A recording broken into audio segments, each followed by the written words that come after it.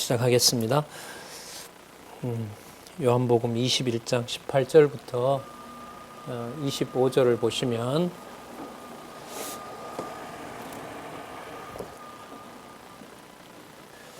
베드로의 죽음의 모습을 예언하며 주를 따르라고 분부하는 말씀이 나옵니다.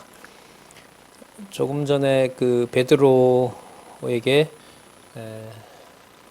형제를 양육하는 것이 하나님의 사랑을 확증하는 사건이라는 것을 예수님께서 알려주시고 그것이 어떻게 성취되는지를 또한 예언해 주세요.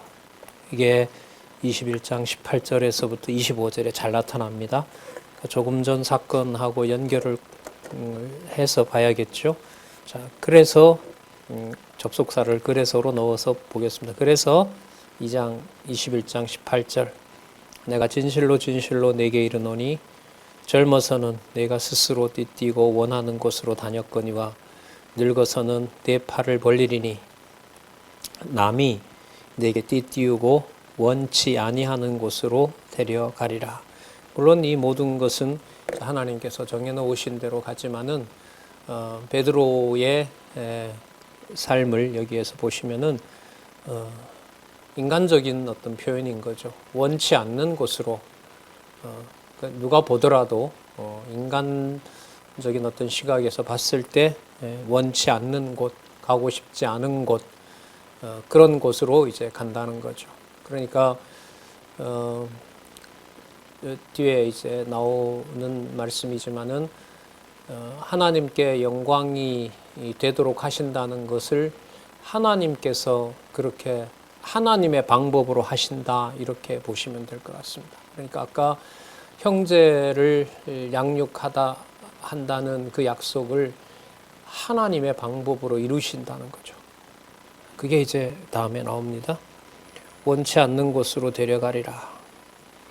이 말씀을 하시면 베드로가 어떠한 죽음으로 하나님께 무엇을? 영광을 돌릴 것을 가르치심이리라. 원치 않는 곳으로 가는 거니까 이건 두려운 상황인 거죠. 아까 예수님께서 질문했을 때 두려웠던 것처럼 또 그 근심했던 것처럼 사도들이 문을 잠그고 유대인들을 두려워했던 것처럼 바로 그런 상황입니다. 그리고 죽음이 예고되어 있고요.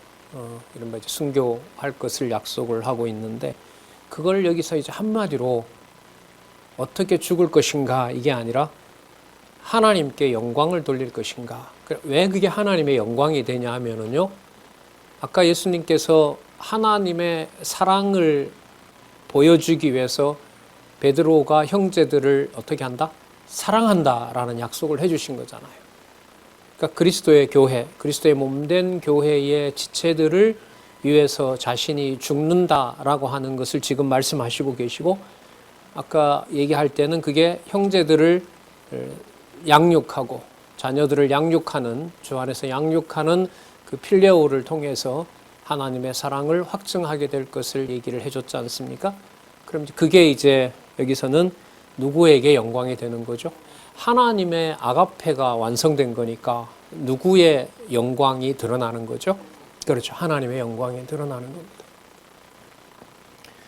여러분, 어떤 영광이라는 게 어떤 특별한 차원으로만 얘기할 수 있을까요? 아니면 하나님의 아가페를, 하나님의 사랑을, 창세전 하나님의 사랑을 형제들의 관계를 통하여 진리 안에서 드러나는 모든 일들 속에 영광이라고 하는 것은 동일한 본질일까요? 두 번째 상황이잖아요. 자, 그 모든 상황들을 하나님에게 목적을 두고 하나님으로부터 설명을 하고 여호와의 언약대로 성취되는 사건으로 보게 되면 그게 우리가 이제 알고 믿는 것을 성경 진리의 권위로 우리가 그 일들의 성취를 말하게 되는 거지만 거기에서 사람이 어떤 일을 해가고 사람이 부각이 되고 이렇게 되면은 하나님께 대한 영광은 흐려지는 거죠.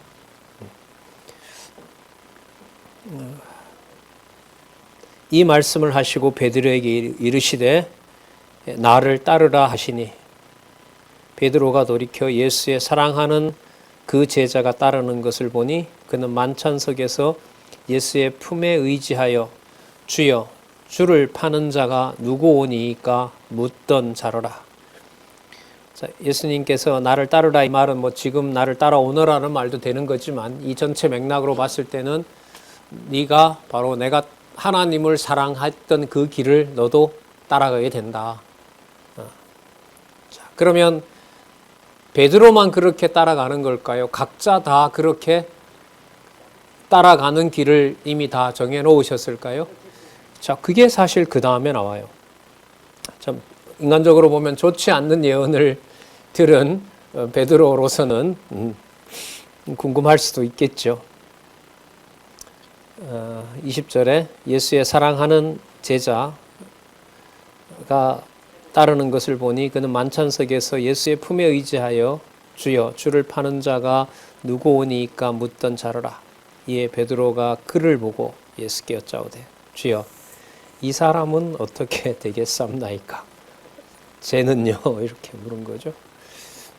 22절 예수님께서 단호한 말씀을 하십니다. 예수께서 가라사대 내가 올 때까지 그를 머물게 하고자 할지라도 이 세상에 두고자 할지라도 내게 무슨 상관이냐? 왜 남을 돌아보냐? 이 말은 각자 하나님께서 주신 하나님께 영광이 되는 길이 준비되어 있다는 거죠. 너는 나를 따르라 하시더라.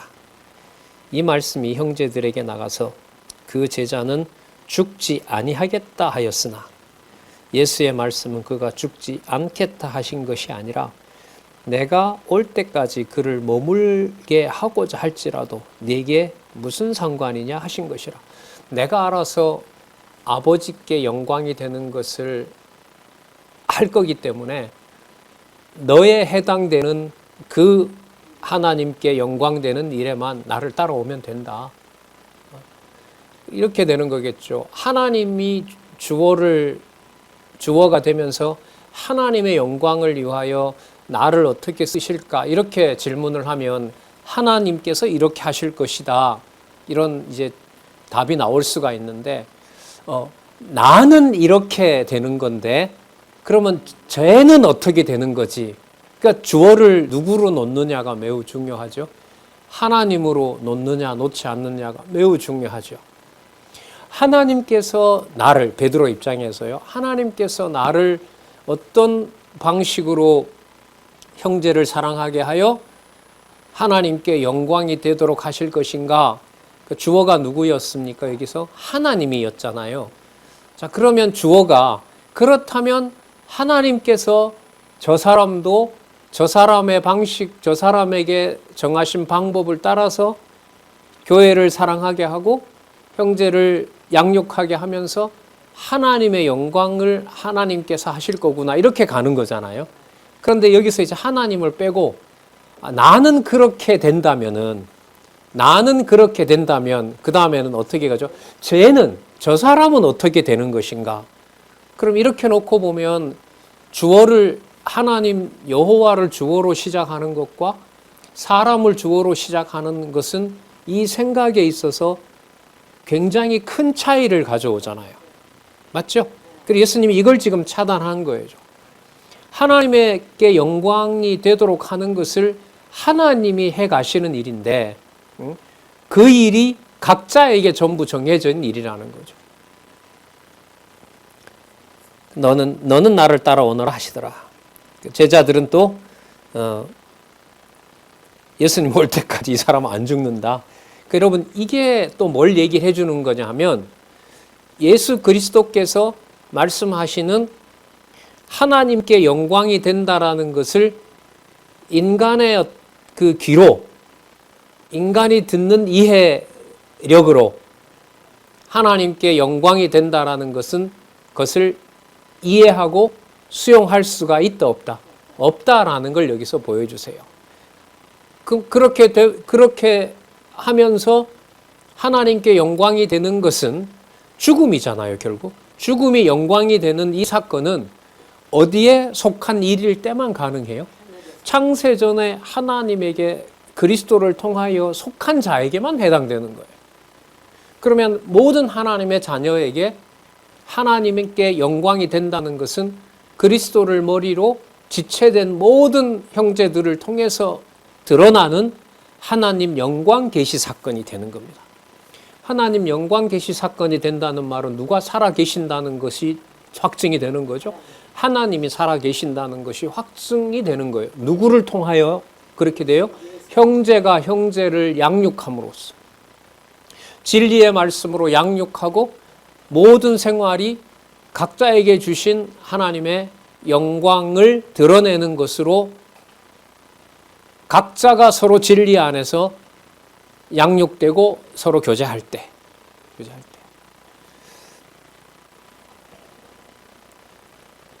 24절, 이 일을 증거하고 이 일을 기록한 제자가 바로 이 사람이라. 우리는 그의 증거가 참인 줄 아노라. 이 전체 기록을 한 그 자가. 아시는 것처럼 사도 요한은 예루살렘 멸망까지 다 보는 사람이죠. 예수님 죽은 다음에 예루살렘 전에 모든 대부분의 이 사도들은 다 순교했다고 그래요. 기독교 전승에 보면. 그런데 이제 예루살렘이 망하고 한 20년, 25년 더 살게 되죠. 사도 요한은. 그리고 요한복음도 기록하고 요한 1, 2, 3서도 기록하고 마지막 계시의 기록 요한계시록도 기록하게 되죠. 자, 그래서 가장 오랫동안 예수님의 사도로서 아주 인간적으로 보면 큰 일로 일단 마무리를 하죠. 성경으로 보면 하나님께 영광되는 일을 사도로서의 몫을 하도록 하나님께서 그렇게 하시죠. 자, 그 다음 볼게요. 예수의 행하신 일이 이외에도 많으니 만일 낱낱이 기록된다면 이 세상이라도 기록된 책을 두기에 부족할 줄 아노라. 다르게 보면 이 모든 세상 사건들이 전부 예수의 행하신 일. 자, 여기서는 특히 예수가 누구의 아들이고 하나님의 아들이고 그리스도이시고 일거수일투족이 하나님께 뭐가 되는, 아버지 하나님께 영광이 되는 일을 하신 바로 그 일이 전부인 거죠. 전부인 거예요. 그걸 일일이 다 기록을 한다면은 이 세상에 기록물을 둘 수가 없다고 하니까 그럼 그 일들이 쓸 것이 엄청나게 많다는 거 아니에요. 알려줄 게 굉장히 많다는 거잖아요. 그러면 다르게 말하면 2000년 교회 역사라고 하는 것이 전부 머리 대신 그리스도께서 약속하신 대로 하나님의 교회가 누구에게 영광되는 일에 대한 기록일까요? 하나님께 영광이 되는 일인 거죠. 그 교회 역사 속에 여러분들과 저의 가정교회 역사도 들어가 있는 겁니다. 아, 그때 복음이 전해졌구나. 그 전에 이런 사람들이 이런 동네에 이렇게 정착을 하게 됐구나. 제가 한때는 좀 갈등이 있었는데요. 요즘은 기꺼이 하는데 한때는 이제 하기 싫어서라기보다 좀 이 갈등이 있었어요. 추석 때 이제 벌초하잖아요. 그러면 그 팔대조 묘까지를 이렇게 곳곳에 다니면서 해요. 그러다 보니 이제 굳이 이렇게까지 해야 되나? 그냥 다 가족의 저희 부모님도 장로님이시고 저희 일가들도 장로시고 뭐 이런데 이의 제기를 한번 한 적이 있어요. 근데 본인들 대회는 뭐 하고 싶다고 해서 이렇게 하는데 이게 좀 갈등이 됐어요. 그럼 요즘은 기꺼이 합니다. 왜냐하면 그 어른들을 만나서 이 몇 대조 할아버지가 이 동네에 이렇게 해서 정착을 하게 됐다. 또 그 다음 얘기를 또 이제 또 다른 이제 친척한테 들어보면 이렇게 해서 그 무렵에 전쟁이 끝나갈 무렵에 6.25 전쟁이 끝날 무렵에 아니면 일제시대 때 이렇게 해서 이렇게 됐다. 이걸 제 부모님이나 친척들을 통해서 들어요. 아, 들을 필요가 있겠다. 적어도 내가 있을 때는 내가 일가들하고 있을 때는 이런 얘기를 통해서라도 왜 고향교회에서 신앙생활을 한 이것이 의미가 있는지를 한번 전할 수는 있겠다, 이런 생각을 많이 해보거든요. 비단 이게 제뿐이겠습니까? 여러분들 각자에게 그때, 왜 그때 그런 어려움이 일이? 왜 그때 그 일이? 우리 한번 생각을 짚어볼까, 이런 질문을 안 하셨을 수도 있는데, 그게 현재 절대진리 하나님의 말씀을 깨닫게 된 지금 이 놀라운 상황에서 그때 처녀 교회와 무관하게 보이는 그 사건이 하나님께서 준비해 놓으신 하나님께 영광되는 사건이 맞다고 생각하십니까? 진리의 말씀은 보면 볼수록 그 일들이 연결이 되겠죠. 가정 역사뿐만 아니라 지역 사회 역사, 세계 역사. 그래서 여러분 여기서 기독교 역사관, 우주의 역사, 기독교 세계관. 그러면 오늘 나의 중요한 삶의 가치가 뭔가? 기독교 가치관, 성경 중심의 가치관, 이런 것들이 여기서 정립이 되거든요. 자, 만일 낱낱이 기록된다면 이 세상이라도 이 기록된 책을 두기에 부족할 줄 아노라. 그러니까 모든 수천 가지, 수만 가지 사건에서 누구의 영광을 볼 수 있도록 안내해줘요? 성경은 하나님의 영광을 볼 수 있도록 안내를 해주는 거죠. 예. 이른바 이게 기독교의 전승 역사다, 진리 전승의 역사다, 저는 이렇게 생각을 합니다.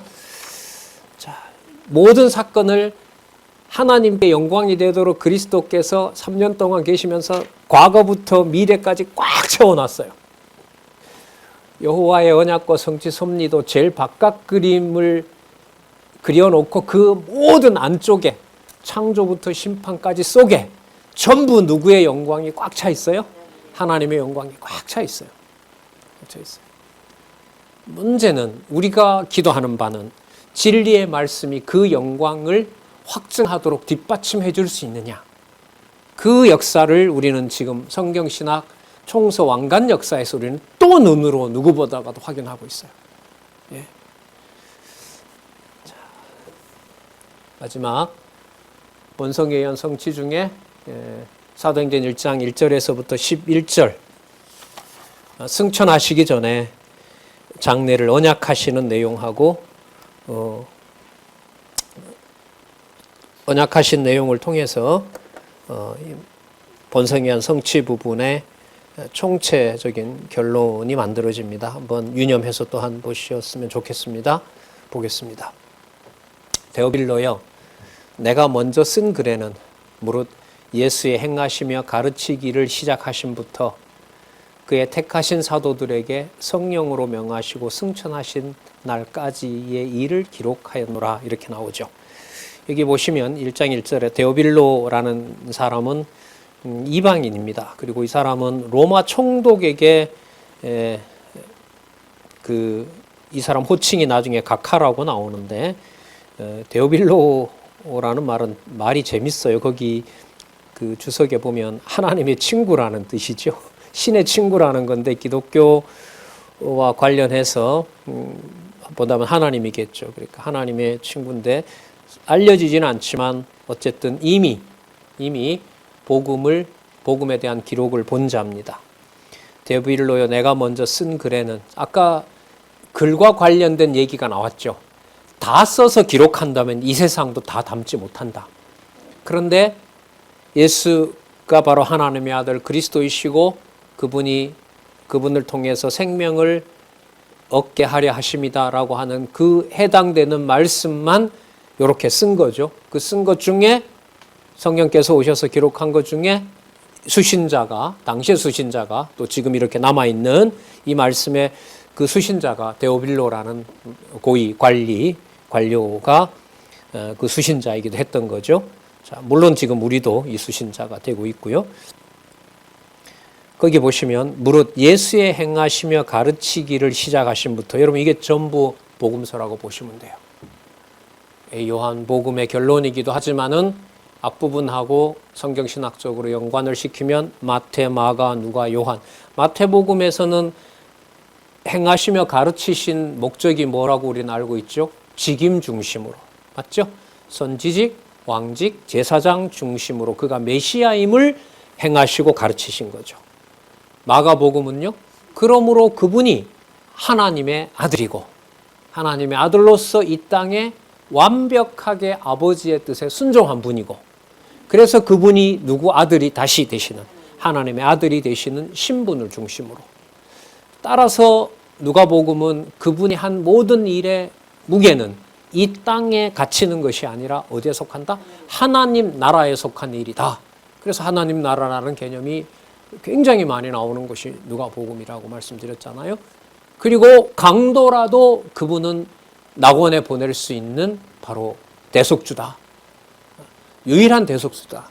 그러므로 이제 오늘 우리가 요한복음 오늘 이렇게 보게 되는, 또 지금까지 살펴봤던 요한복음 전체, 그분은 이 땅에 속한 일을 하신 분이 아니므로 이분은 태초에 어디에 계신 분이다? 하늘에 계신 분이다. 그리고 그 하늘에 계신 그분이 가시면서 약속하셨던 내용 속에 여러분들과 제가, 그리고 제자들이 데오빌로든 누구든 그가 하나님의 택한 백성으로 창세전에 그리스도 안에 있었던 자면, 아까 내용을 연결을 시킬게요. 아버지께 각자 모두 무엇이 되도록 하는 영광스러운 일을 하게 되는 하나님의 자녀이다. 그 일이 지금 요 내용에 요한복음에서는 본성 중심으로 기록이 되어 있는 거죠. 그래서 지금 여기서 말하는 예수의 행하시며 가르치기를 시작하신부터 그의 택하신 사도들에게, 사도들 얘기 전부 다 나오잖아요. 마태, 마가, 누가, 요한에. 그가 택하신 사도들에게 무엇으로 명하시고, 예, 중요하죠. 성령으로 명하셨어요. 예, 성령으로 명하십니다. 그러니까 이 말은 예수님께서 자신이 말을 만들어낸 것이 아니라 누구에게 영광이 되는 것만을 말씀하셨다. 아버지께, 그렇죠? 아버지께 영광이 되는 것만을 말씀하셨다라는 걸 강조할 수 있는 근거가 되고요. 성령으로 명하시고, 자, 예수님 나왔죠? 성령 나왔습니다. 그 다음에 승천하시는 날까지의 일을 뭐 했다? 다 기록했습니다. 기록하고 있습니다. 자, 이거는 이미 참 이 묘한 내용이 들어있는데, 그 3절부터 11절까지는 예수님이 승천하시기 전에 무엇을 했는지가 나와 있는데, 지금 1절에서부터 2절은 이미 승천할 때까지 모든 일이 다 이루어졌다라고 기록을 하고 있어요. 자, 그러면 승천하기 전에 모든 일들이 어디에서부터 기록이 됐다는 거였죠? 아까 마태복음부터 어디까지? 지금까지. 지금까지. 예, 사도행전 1장 11절부터까지, 마태복음 1장 1절부터 사도행전 1장 11절까지 그 모든 것이 다 기록되어 있습니다라고 1절과 2절에서 지금 미리 알려주는 거죠. 그러면 제일 마지막에 뭘 말씀하셨는데 이렇게 되는 거죠. 그럼 볼까요? 해 받으신 후에, 여러분 또 참조를 하나 더 말씀드릴게요. 지금 우리 개역 성경에는요, 1절에서부터 11절까지의 주어가 선명하지가 않아요. 그래서 우리가 지난번에 그 봤던 바른 성경에 보면 모든 문장의 주어를 전부 예수께서 계속 반복합니다. 그게 문법적인 해석을 바른 성경이 더 잘한 거죠. 그게 왜 그렇게 중요할까요? 그러면 그 예수께서가 어디에서부터 어디까지 예수를 말하는 걸까요? 단지 요한복음만 말할까요? 아니면 마태복음에서 지금까지 승천하실 그때까지 다 말하는 걸까요? 다 말하는 거죠. 그래서 그 바른 성경 번역이 훨씬 좋아요. 여기서는 혹시 메모해놨다가 공개적으로는 사용을 못하도록 지금 막 이상한 법을 만들어놨지만 어쨌든 알려드립니다. 2절에 보면 나왔죠. 당장 그의 택하신, 그가 바로 예수님입니다. 자, 3절에 보면 바른 성경은 그분께서 이렇게 번역해요. 그분께서 해받으신 후에 또한 저희에게 확실한 많은 증거로 친히 사심을 나타내사, 부활하심을 나타내사 40일 동안 저희에게 보이시며, 자, 아까 요한복음에서 우리가 확인했던 내용, 무게중심은 부활 이후에 제자들이 알아보지 못하고 마리아도 알아보지 못할 정도로 그의 본성은 어디에 속한 분이다? 하늘에 속한 신성이다. 그걸 아까 살펴봤잖아요. 자, 그러니까 이분이 어디에 일을 하신 거예요? 40일 동안 저희에게 보이시며 어디에 일을? 하나님 나라의 일을 하신 거예요. 여러분, 언약과 성취 섭리도 제일 바깥에 보시면 영원 천국 있죠. 저 영원 천국에 대해서 예수님께서 말씀하신 거였습니다. 이를 말씀하시니라. 자, 4절에 보면 이 바른 성경에 보면 그분께서 또 이렇게 번역했어요. 그분께서 사도와 같이 모이사 저희에게 분부하여 가라사대 예루살렘을 떠나지 말고 내게 들은 바이고 아버지가 약속하신 것 그것을 기다리라. 무엇일까요? 성령. 우리 요한복음 14장, 15장, 16장에서 누차 예수께서 약속하신 내용을 확인했습니다. 자, 그 성령께서 어떤 일을 하시느냐? 요한은 물로 세례를 베풀었으나 너희는 몇 날이 못 되어 그 40일 이미 땅에서 지나갔으니까요. 몇 날이 못 되어 성령으로 세례를 받으리라. 자, 모아볼까요? 성령 세례. 이 성령 세례는 이미 앞부분에 예수님께서 요한복음 1장 33절에 요한복음 시작할 때 바로 이 말씀이 나왔어요. 성령 세례. 그럼 지금 여기 성령 세례는 당시에 요한복음 1장에서 소개하는 것보다 지금 사도행전 승천 직전에 말씀하시는 것으로 봐서는 곧바로 이제 누가 오셔서 세례를 베푸시는 거죠? 성령께서 오셔서 세례를 베푸시는 거죠. 그럼 성령의 세례를 조금 전 사건 베드로에게 약속한 사건으로 맞춰보면 성령 세례는 누구를 사랑하고 누구에게 영광이 되는 일로 연결이 됩니까? 하나님의 자녀들을, 그 양들을, 그리스도의 양들을 뭐하고? 양육하고 각자 주신 은사대로 각각 양육하면서 전적으로 누구에게 영광이 되는? 하나님께 영광이 되는 것과 관련된 것이 성령 세례입니다. 그러면 성령 세례를 받고 형제를 사랑하지 않는 것은 성령 세례가 아니다라고 좀 강하게 말씀드릴 수가 있습니다. 네. 자, 성령 세례를 받으리라 하셨느니라. 자, 그러면 유대인에게만 전하면 되겠습니까? 안 되죠. 그래서 다음에 1장 8절에 가면 예루살렘과 온 유대와 사마리아와 땅끝 이렇게 나오는 거예요. 세례를 받으리라 하셨느니라. 저희가 모였을 때에 예수께 묻자와 가로되, 이게 또 주어가 또 나오죠. 예수께 묻자와 가로되 예수께서 묻자와 가로되 주께서, 이건 질문입니다. 주께서 이스라엘 나라를 회복하심이 이때이니까 하니. 여러분, 이스라엘 나라 아까 3절에 나왔던 무슨 나라? 하나님 나라. 자, 여기서 이스라엘은 그림자 나라를 말하는 걸까요? 실체 나라를 말하는 걸까요? 그러면 이스라엘 속에는 이미 망해서 사라져버린 11지파에 있는 이스라엘도 들어올까요? 아니면 그들은 뺄까요? 들어오죠. 그게 나중에 예루살렘과 온 유대와 어디까지? 사마리아 이렇게 연결돼, 땅끝까지. 그러면 여기서 이스라엘 나라의 회복이라고 했을 때 이스라엘은 실체적인 하나님의 백성들이 그리스도의 통치를 받는 나라. 그럼 아까 무슨 개념하고 연결이 돼요? 3절에 나왔던 하나님 나라와 관계가 되죠. 하나님 나라의 일과 이스라엘 나라를 회복하는 것하고 관계가 됩니다. 그럼 하나님 나라의 회복은 다시 아까 예수님께서 베드로에게 약속하신 내용으로 봤을 때 누구를 양육하는 일? 진리로 양육하는 일이 하나님 나라 일이에요. 칼과 창으로 다른 나라를 정복하는 일이 아니에요. 그게 아닙니다. 이게 선명하지 않으면 종교가 이제 정치에 개입을 하게 되죠. 신의 이름으로. 그러면 큰일 납니다. 그러면 전체 역사로 보면 물론 그 일도 하나님께서 섭리를 하시지만은요. 자, 진리의 말씀으로 양육하는 일이 이스라엘 나라를 회복하는 것과 직결된다. 자, 7절에 보면 가라사대, 누가 가라사대 할까요? 예수께서 가라사대. 요 바른 성경글에 밝혀놓고 있습니다. 예수께서 가라사대 때와 기한은 아버지께서 자기 권한에 두셨으니 너희의 알 바 아니요. 그러니까 아까 시간도 알 바 아니고 아까 베드로의 질문에 사도 요한에 대해서도 예수님 얘기한 것처럼 때도 알 바가 아니고 누가 뭔 일 할 것도 알 바 아니고 단지 성령이 임하면 성령 세례를 받고 너에게 준 은사에 따라서 하나님께 영광되는 일을 하게 될 것이다. 그 약속이지 않겠어요? 자, 오직 너희 알 바가 아니요. 8절. 이게 사실 알 바 아니요라는 말씀보다 이걸 대답을 해 주신 거예요.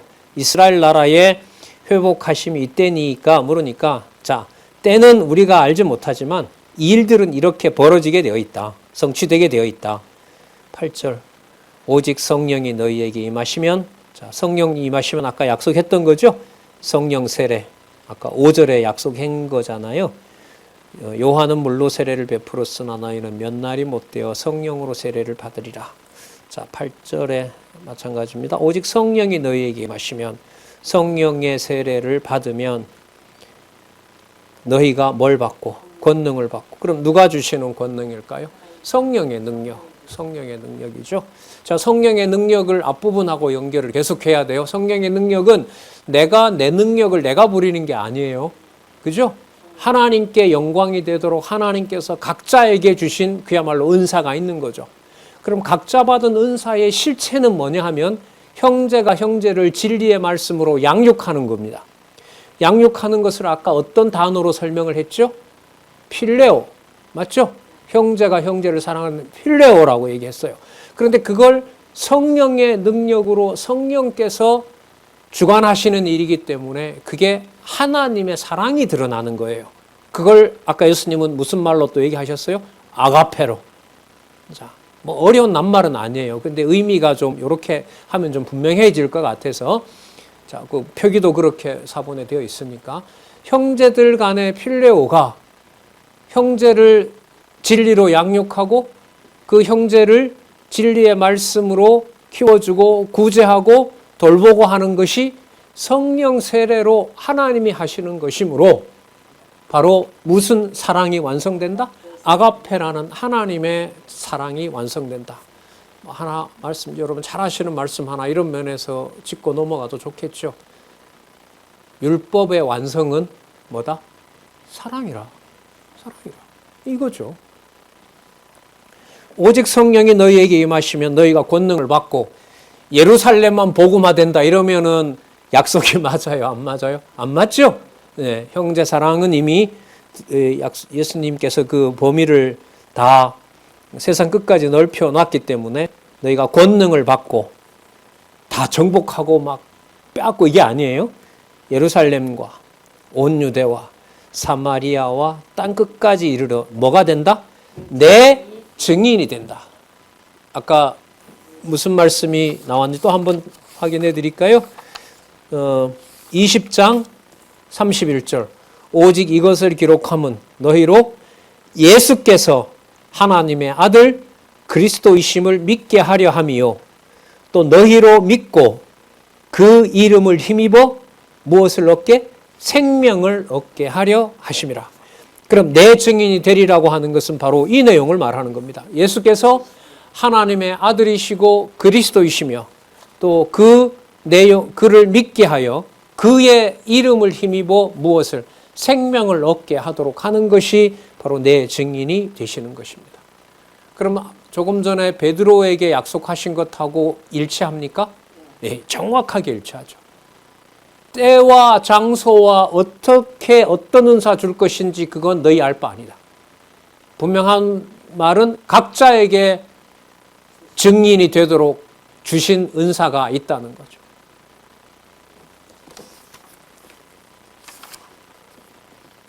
1장 9절에서부터 11절 다시 올 것을 언약하시며 제자들이 보는 데서 들려 하늘로 가십니다. 이 말씀을 마치시고 바른 성경에 여기도 주어를 표시해 놨더라고요. 예수께서 이렇게 예수께서 이 말씀을 마치시고 저희 보는 데서 올리워 가시니 귀천하시네요. 귀천하시니 구름이 저를 가리워 보이지 않게 하더라. 자, 10절에도 주어 명시했어요. 예수께서 올라가실 때 제자들이 자세히 하늘을 쳐다보고 있는데 흰옷 입은 두 사람이 저희 곁에 서서 아까 여러분 천사들은 어디에 나타났었냐 하면 예수님 부활하셨을 때 그러니까 부활한 통치자가 그리스도이신 거죠. 하나님의 사자들이고 하늘의 사자들 아니겠습니까? 자, 예수님이 재림하실 때도 누구랑 같이 오죠? 천군 천사들과 함께 임하신다고 했죠. 하늘의 군대를 데리고 흰옷 입은 두 사람이 저희 곁에 서서 가로되 갈릴리 사람들아 어찌하여 서서 하늘을 쳐다보느냐 너희 가운데서 하늘로 올리우신 이 예수는 자, 예수는 하늘로 가심을 본 그대로 오시리라 하였느니라. 자, 하늘로 가심을 본 그대로 오시리라. 하늘로 가심, 이게 귀천이죠? 그죠? 있잖아요. 귀천. 성경에 근거한 구절. 하늘로 가심을 본 그대로 약속. 그대로 오시리라. 재림요? 재림. 계시록 22장 20절 끝에 가면 어떤 말씀 나오죠? 아멘 주 예수여. 그렇죠. 어서 오시옵소서. 성령의 사역이 끝나면 요한계시록 22장 20절에 이 말씀이 있거든요. 아멘 주 예수여 어서 오시옵소서라고 이렇게 완성이 되는 겁니다. 자, 사소한 거긴 하지만 하나만 더 말씀드리면, 제가 하늘로 올리우신이라고 했을 때 이 올리우신이 능동태가 아니고요, 수동태입니다. 그 말은 아까 예수님 돌아가셨을 때 영혼이 돌아가시니라는 것을 사전적으로 보면 영혼을 아버지께 뭐 했다고 했죠? 맡겼다 그랬죠. 맡겼다 그랬죠. 자, 귀천에 나타난 신성을 설명하려는 겁니다. 그리고 하늘로 올리우신 이 예수라고 했을 때 하늘로 올리워진 거죠. 그러니까 누가 데리고 간 거죠? 아버지가 데리고 가신 거죠. 그래서 이분이 아버지의 신성을 그대로 가진 바로 하나님의 아들이고 곧 그가 누구이시라? 하나님이시라. 그래서 요한복음 1장 1절로 이것하고 딱 맞는 거예요. 하늘로 올리우신을 아버지와 함께 계셨고 그가 곧 하나님과 함께 계셨고 그가 곧 누구시라? 하나님이시다라는 것을 좀 설명을 해보려고 고민하기보다 관심을 갖고 있었는데, 아까 죽으실 때 보니까 영혼을 아버지께 의탁했다, 맡겼다, 이 표현이 있고, 지금 여기 사도행전 1장 11절에 보니까 하늘로 아버지께서 올라가게 하셨다, 하늘로 데리고 가셨다. 자, 그 부분에서 이제 마태복음 1장 1절, 요한복음 1장 1절로 다시 이제 돌아가는 겁니다. 자, 제가 이제 광고를 본성에 의한 성취, 요한복음 앞에서부터 다시 이제 복습을 할 거라고 말씀을 드렸습니다. 아직 한 10분 남았기 때문에 10분 남은 동안만큼 하고요. 다음 시간에 1시간 정도를 본성에 의한 성취, 이 부분을 좀 더 확인하고요. 복습을 하고, 그 다음에 사도행전 1장 12절부터 성령에 의한 성취로 그렇게 가도록 하겠습니다. 그래서 남은 시간에 지금 말씀드렸던 1장 2절 보시면서 제 개론 구조를 참조해서 본문 중심으로 신성에 대해서, 그의 본성이 신성이시다, 그리고 예수님을 본 자는 아버지를 봤다, 그리고 전체 틀로서 계속 제가 강조를 드렸던, 제가 이해한 방식으로 개론의 어떤 구조의 의미를 강조드렸던 말씀이 육신이 되고, 자, 말씀이 육신이 되고 또 육신이 되신 그분이 어디에 일을 하시는? 하늘에 일을 하시는 그 첫 번째 사건이 물이 포도주 되는 사건. 거기에서부터 계속해서 이 땅에 일어난 일을 계속 설명을 하는데, 사람들은 그 사건을 보고 듣지만 이해해요? 못해요? 못하죠. 못하는 그것이 뭘 증거하냐면 바로 이 그리스도의 본성이 하늘에 속한 바로 하나님이다, 신성이다. 자, 전체 구조로 보면 1장에서부터 11장까지가 하늘에서 오셨고 오신 그분이 바로 구주다. 구주다. 그러면 이 구주는 이 세상에 있는 이 세상에 있는 어떤 죄의 권세로부터 구원한다, 이런 의미도 있어요. 그 누가복음의 대속사역이라는 것이 바로 죄의 권세로부터 바로 대속시키는 거니까. 그런데 지금 요한복음 1장에서부터 5장까지 나타난 구주의 신성은, 이 구주가 창세 전에 아버지께서 이미 아들을 안에서 선택해준 자기 백성이 있다는 사실을 여기서 강조하는 거예요. 그래, 이때 구주는 영원한 생명의 주가 되시는 구주인 거죠. 왜냐하면 여러분들과 제가 하나님 자녀된 사건이 이 땅에 태어나서 일어난 일이 아니라 이미 언제 됐으니까. 창세전에 그리스도 안에서 된 거기 때문에 창세전에 그리스도 안에 이루어진 이 일에서 그리스도가 우리의 뭐가 되신다? 구주가 되신다. 창세전에 일어난 일이다라는 걸 강조하는 개념이 1장에서부터 5장에 붙어 있는 저 제목에 붙어 있는 무슨 개념이에요?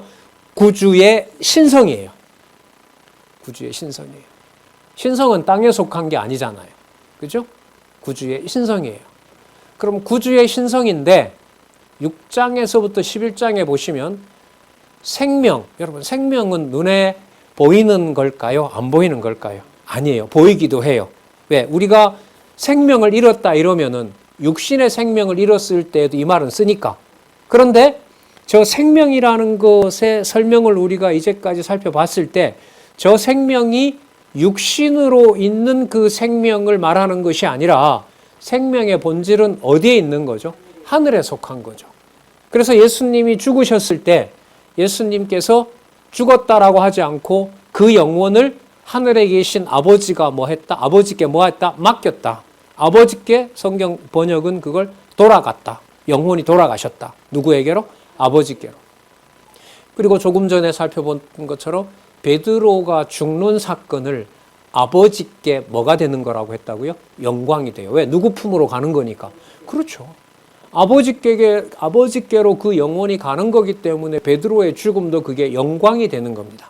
그런 의미에서 구주의 신성이므로 이 땅에 잃어버리는 저 생명이 아버지께는 뭐가 되는 사건이다? 영광이 되는 사건이다. 그래서 저 생명은 눈에 보이는 생명을 말하지만 그 생명의 본질은 영원한 생명이고 누구의 아들임을 증거하는 것이다. 아버지의 아들임을, 하나님의 아들임을 증명하는 개념이 바로 저 생명인 겁니다. 그러니까 저기에 무슨 원리가 통하는 거죠? 물이 하나님의 능력으로 뭐가 되는, 포도주가 되는 원리하고 똑같은 겁니다. 여러분, 빛은 우리 눈에 경험이 돼요, 안 돼요? 되잖아요. 여러분, 이 빛이 있으니까 여러분들과 제가 보는 거 아니에요? 그러나 이 물질적인 빛은 본질적인 게 아니에요. 그 빛은 참빛인데 저 참빛은 무엇을 만들어낸 능력이죠? 빛이 있으라 이런 말씀이 있잖아요. 그러니까 천지 만물을 만들어낸 원동력이 뭐냐면 빛인 거예요. 그러니까 이 빛을 통해서 생명이 자라고 또 생명이 쉬기도 하고 뭐 이렇게 되는 이 물질적인 그 빛이 눈에도 보이는 거지만 진짜 빛은 그 빛을 통해서 이 세상에 빛을 비춤으로 하나님의 존재를 드러내게 된 바로 그 빛, 참빛을 말하는 거예요. 그러면 이렇게 되겠죠. 구주의 창하늘에 속한 신성을 보여주심으로 이 땅에 있는 생명을 통해서 이 땅의 생명과 비교할 수 없는 영원한 생명을 보여주시고, 그리고 이 땅의 빛 가운데서 사람들이 살아가고 초목이 자라고 사람들이 생활할 수 있게 하는 그 빛을 통해서 근본적으로 하나님의 자녀들이 살아갈 수 있게 하는 참빛의 능력을 보여주시는 거예요. 그러니까 이게 무슨 구조랑 이게 계속 같이 가냐 하면 바로 물로 포도주를 만드신 거. 그리고 죽은 나사로마저도, 죽은 나사로는 육신으로 보면 생명이 없는 거잖아요. 하지만 하나님 자녀로 봤을 때는 나사로는 영생의 혜택을 받아야 될 백성인 거예요. 그러니까 뭐 하는 거죠? 살려낸 거죠. 베드로를 죽는다라고 하지 않고 누구의 자녀이므로 누구에게 영광이 된다? 하나님의 자녀이므로 하나님께 영광이 된다는 거예요. 이걸 성령께서 오셔서 하나님의 자녀들을 불러 모으시는 거고, 그래서 만들어진 실체가 뭐냐면 교회인 거예요.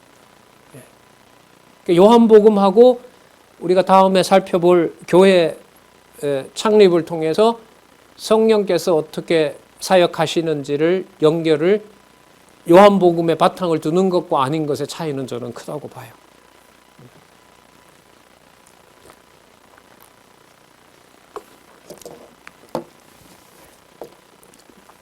큰 특징을 잡아서 여러분들에게 지금 본성에 의한 성취를 복습을 하려고 하는 겁니다. 아까 읽으려고 했던 말씀인데요. 1장 1절에 보시면 자, 구주의 신성과 생명과 참빛에 의한 큰 틀을 말씀을 드렸고 그 본문을 한번 보도록 하겠습니다. 1장 1절 태초에 말씀이 계시니라. 그럼 어디에 있는 본질이죠? 창세전. 그죠? 하늘에 있는 본질이죠. 자, 이 말씀이 하나님과 함께 계셨으니 이 말씀은 로고스죠. 하나님과 함께 계셨으니까 하나님도 있고 로고스도 있는 거예요. 그죠? 자, 그리고 이 말씀은 곧 누구이시라? 하나님이시라.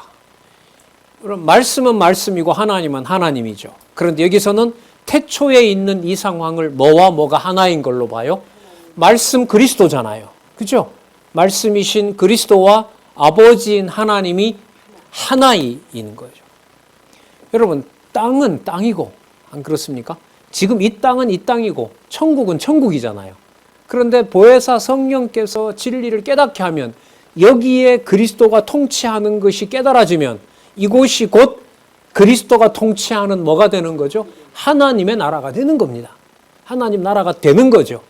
말씀이 육신이 된 것처럼 말씀이 육신이 되어서 이 땅에 오심으로 그리스도가 함께하는 그 물리적인 공간인 갈릴리 바닷가든 예루살렘 성전이든 마리아의 집이든 무덤 앞이든 바로 그곳이 누구의 통치가 일어나는 곳이 되죠?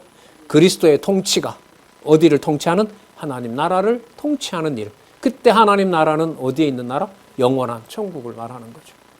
그래서 두 가지 도저히 섞을 수 없는 차원을 그리스도께서 오셔서 여기에 말씀이 육신이 되므로 하늘에 속한 저 비밀을 어디에다가? 여기에다가. 어떤 비밀이 있었냐고요? 마태복음에서부터 아까 사도행전 1장 11절까지 그리스도가 가르쳐 주시고 언약하신 말씀을 우리가 살펴봤고요. 구약이 어떤 실체였는지를 우리가 살펴본 거고요. 앞으로 살펴볼 하늘에 속한 비밀이 어떤 거였냐 하면 사도행전 1장 12절에서부터 계시록까지 기록이 하늘에 정해놓은 실체들인 거예요. 그러면 여러분, 진리를 같이 알고 믿어가는 성도들의 영혼 속에 들어있는 그 본질이, 성령께서 주관하는 본질이 땅에서 단지 얻은 정보로 끝난다고 할 수 있습니까? 없어요. 아까 우리 그 개념으로 보면 각자 하나님의 자녀에게 주신 영광의 몫이 있는 겁니다. 하나님의 교회를 그리스도를 머리 대신 그리스도를 중심으로 진리의 교제와 진리의 양육과 교제가 일어나는 바로 그곳이 말씀이 육신이 되신 태초의 말씀과 성자이신 말씀과 성부이신 하나님이 하나가 되었고 하나 된 그분의 실체가 어디에 육신으로 오신 이 땅에 육신으로 오신 그리스도 사건이라고 보시면 됩니다. 이런 강조는 마태마가 누가에서는 좀 하기 힘들어요. 요한복음이기 때문에 신성이기 때문에 말씀을 드릴 수가 있어요. 한 구절만 더 보고 좀 서론격으로 보고요. 다음 내용들은 이런 맥락에서 또 한번 복습을 하도록 할게요. 어디를 보시냐 하면 2절부터 4절, 5절까지 읽으면 되겠네요. 그대로. 그가 태초에 하나님과 함께 계셨고, 태초 사건이죠. 만물이 그로 말미암아 지은 바 되었으니, 자, 만물과 연관이 되죠. 지은 것이 하나도 그가 없이 말씀 없이 된 것이 없느니라. 왜냐하면 이렇게 붙여도 돼요. 그 안에 뭐가 있기 때문에 생명이 있었으니. 이때 생명은 어디에 속한 생명? 아버지와 하나가 된 생명, 영원한 생명. 그러면 여러분, 물로 포도주를 만들 때 그 물이 포도주 되는 상황과 이 우주 만물을 만드신 사건과 다른 건가요? 같은 능력이 드러나는 건가요? 같은 능력이 드러나요. 좀 무서운 소리지만 하나 여쭤볼까요? 여러분들과 저는 똑똑해서 성경의 생명의 말씀으로 온 건가요? 하나님의 능력의 말씀으로 우리를 새로 만들어줬기 때문에 깨달을 수가 있는 걸까요? 후자이죠. 후자이죠. 자, 지은 것이 하나도 그가 없이 된 것은 없느니라. 그 안에, 왜냐하면 그 안에 생명이 있었으니 이 생명은 사람들의 빛이라. 이런 의미에서 이 빛은 물질을 관리하는 빛과 차원이 다른 바로 영생의 빛이라고 할 수가 있겠죠. 이 빛이 어둠에 빛이 돼 어두움이 깨닫지 못하더라. 이 말은 뭐냐면 하늘에 속한 생명과 빛은 절대로 이 세상의 시각과 눈으로 볼 수 있다 없다? 없다. 그걸 우리는 어디서 봤어요? 예수님 부활하신 다음에 예수님이 코앞에 있어도 마리아와 제자들이 모른다. 그게 어둠이 깨닫지 못하는 차원이라고 보시면 돼요. 그래서 그리스도는 그 일을 우리에게 주시기 위해서 빨리 가시고 싶고 빨리 가셔서 뭘 보내신다? 성령을 보내신다고 약속하신 거예요. 자, 이런 차원에서 여러분들도 1시간 정도 지금 예상을 하고 있거든요. 요한복음 전체를 지금 제가 말씀드린 이런 각도에서 강조했던 부분들을 한번 쭉 읽어 가셔도 본성에 의한 예수의 본성에 의한 성취 내용의 주제를 성경 핵심 구절의 흐름을 따라가면서 찾을 수가 있을 거예요. 한번 해보시면 참 좋겠습니다. 자, 다음에 어쨌든 본문으로 보면 1장 6절부터 해서 요한복음에 나타난 본성에 의한 성취 부분을 본문 중심으로 그렇게 복습하도록 하겠습니다. 수고들 하셨습니다. 기도하겠습니다. 하나님 아버지 감사합니다.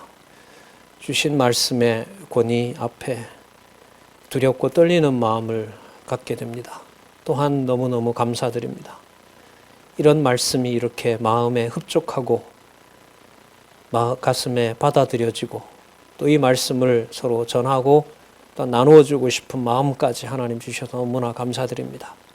더욱 진리 사랑하는 지혜로운 주의 백성 될 수 있도록 모든 사역자들 다 만날 수는 없지만 각자 주신 그 지역에서 그 시간과 공간에서 하나님의 영광과 하나님 살아계심을 찬양하는 귀한 사역들이 이루어질 수 있도록 하나님 무한한 은혜를 간구합니다. 예수님의 이름으로 기도드렸습니다. 아멘.